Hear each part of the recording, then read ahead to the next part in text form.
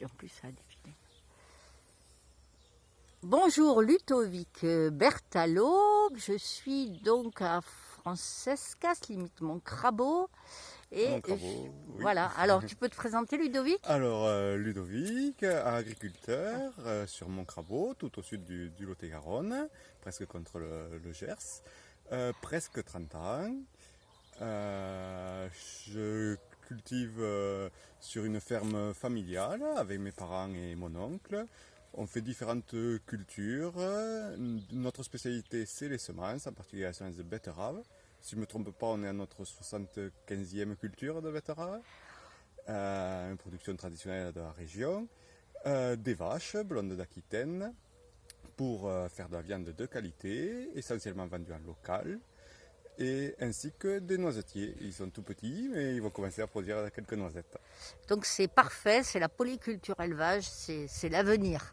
Hein, Oui, c'est un des modèles d'avenir. L'agriculture sera plurielle et c'est dans les modèles qui vont perdurer et continuer. Différentes cultures adaptées à notre terroir et un élevage, nous en l'occurrence des vaches.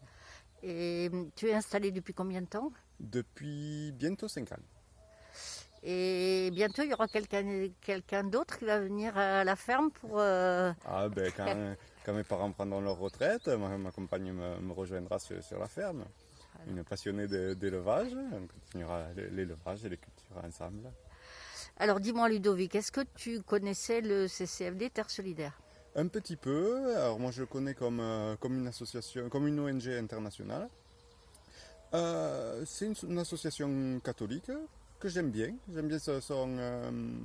son action dans le monde, parce qu'il y a tous les humanitaires qui partent à l'urgence, mais il n'y a pas que l'urgence à faire. Il y a aussi développer tous ces pays, Afrique, Amérique latine, Asie, d'autres endroits aussi, les aider à se développer, à progresser, les accompagner sur le long terme avec des projets réfléchis avec les populations locales, les faire avancer. C'est une très bonne chose. C'est une autre approche que j'aime bien. Alors, je pense que l'équipe diocésaine du CCFD est venue préparer l'entrée en carême chez vous à Nérac. Oui, on a eu le plaisir de les recevoir à Nérac. Parce que je suis également impliqué dans ma paroisse. Je suis délégué pastoral sur la paroisse Saint-François d'Assise, en Alpes, paroisse Nérac et les environs. On a eu le plaisir de préparer le mercredi des cendres avec le CCFD, où on a aussi reçu notre évêque pour l'occasion.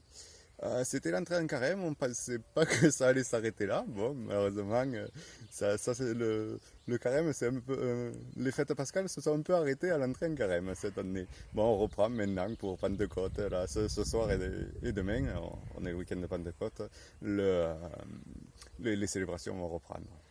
Et tu peux parler du repas qu'on a fait après, enfin un repas de carême, mais qu'on a fait après à la maison paroissiale, où on était quand même un peu nombreux, où tu es intervenu parce qu'on t'a demandé de... On m'a demandé de revenir sur Lourdes, parce qu'en novembre dernier, nous avons été deux laïcs à accompagner notre évêque à l'Assemblée des évêques de France à Lourdes, qui était sur le thème de l'écologie, l'Église et l'écologie. L'Église s'occupe d'écologie, prend le problème après le corps, après l'encyclique Laudato Si de notre pape François. Maintenant, on essaye de voir comment concrètement on va pouvoir faire dans notre diocèse et nos paroisses. Ça a été 2 jours de réflexion très, très intéressante. L'Église a une vision de l'écologie humaniste, avec l'humain en premier. Dieu nous a confié la création, à nous d'en prendre soin et de faire en sorte que tous les humains puissent y vivre et dans la meilleure harmonie possible. Ça réunit, ça rejoint l'action du CCFD au niveau des développements, mais aussi les actions dans différentes paroisses. Que ce soit même jusqu'à l'accueil des migrants, ça fait partie de l'écologie intégrale que prône notre pape. Et on essaye modestement de partir dans cette direction-là. On a été un peu freiné dans nos projets par le confinement. Maintenant, on va essayer de reprendre. Alors il y a un petit projet là qui est peut-être encore au stade de la réflexion, mais sur la paroisse. Le projet Église verte. Alors oui, on n'est qu'au stade de réflexion pour l'instant. Il faut constituer une équipe de gens intéressés et essayer de se lancer sur... alors c'est tout un diagnostic, Église verte. Et après, on voit où la communauté chrétienne locale, la paroisse, en est au niveau écologie.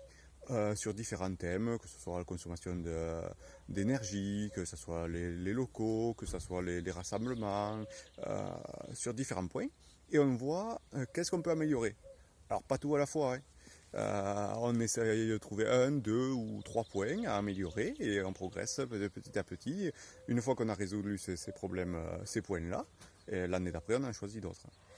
Surtout que c'est parti au départ de l'église protestante et que vous avez l'habitude de travailler avec la paroisse protestante Alors de on a Nérac. la chance sur Nérac de très bien s'entendre entre catholiques et protestants. On a une paroisse protestante sur place avec qui on fait pas mal d'échanges.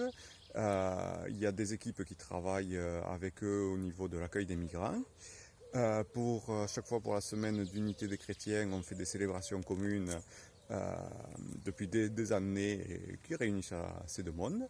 Là, on avait fait une soirée chez les Clarisses et les protestants nous avaient accueillis un dimanche au temple où la pasteur et notre prêtre ont co-célébré. Alors pour finir, est-ce que tu peux donner un message aux jeunes? Alors moi, mon message que j'aurais à leur transmettre, c'est de croire en eux et croire en leur projet.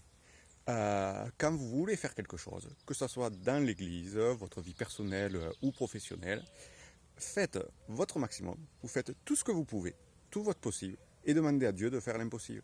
Mais il faut tenir bon à ces projets, y croire, en avancer, un pas après l'autre, et ne pas se désespérer.